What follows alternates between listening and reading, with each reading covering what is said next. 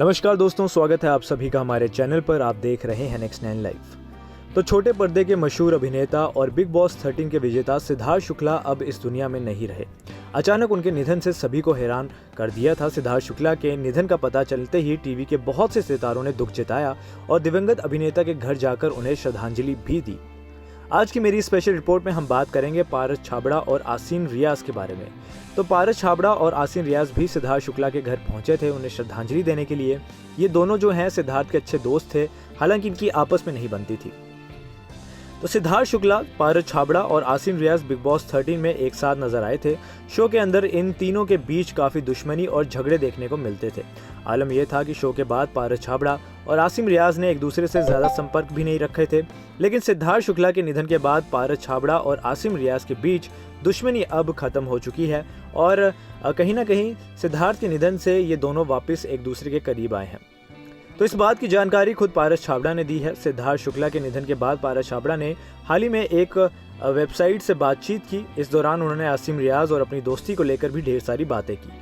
पारस छाबड़ा ने कहा कि उनकी और आसिम रियाज के बीच दोबारा दोस्ती हो गई है। सिद्धार्थ शुक्ला के निधन के बाद उनके घर पर ही उनकी दोस्ती हुई थी, वहीं पे वे वापस एक दूसरे से मिले थे।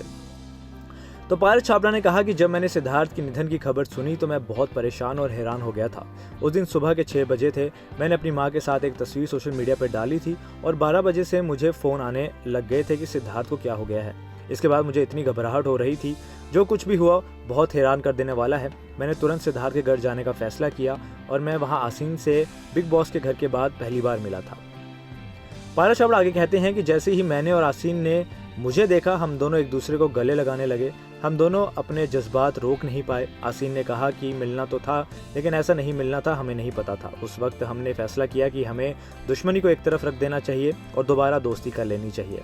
हम दोनों ने महसूस किया कि ज़िंदगी में कोई भी लड़ाई आपकी जान से ज़्यादा कीमती नहीं होती है।